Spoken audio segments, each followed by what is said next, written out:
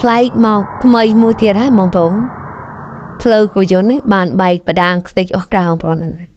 នេះបែកស៊ីផ្លូវនឹងឡើងធ្លុកបានស៊ីយ៉ាផ្លូវគោយន្តនឹងឡើងធ្លុកបានបែកអស់ក្រៅបងប្អូនអានេះបដាងក្នុងបាទបដាងក្នុងនេះវាអត់បែកទេប៉ិនរលងអស់បងប្អូនហ្នឹងហើយពីរគ្រាប់បាទពីរផ្លូវមួយបែកបដាងរូបក្របអស់មួយទៀតបែកសបកអស់លី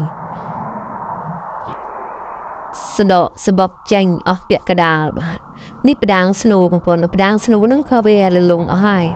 អញ្ចឹងខ្ញុំត្រូវដូរទាំងផ្លូវពីរផ្លូវហ្នឹងរួចនឹងបដាងស្នូមកគ្រាប់អញ្ចឹងវា5គ្រាប់បងប្អូនហ្នឹងហើយបដាងសំខាន់ក្នុងប៉ងគោយន្តគូបតាហ្នឹងអបលេខហ្នឹងបដាងសំខាន់គឺ5គ្រាប់ហ្នឹងបដាងស្នូមួយគ្រាប់បដាងផ្លូវ2គ្រាប់6208មួយគ្រាប់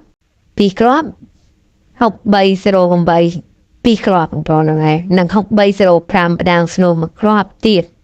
អញ្ចឹងបដាងដែលត្រូវដូរយើងដូរ5គ្រាប់ហ្នឹងបងប្អូនហ្នឹងហើយវីដេអូខ្ញុំប៉ុណ្ណឹងអរគុណ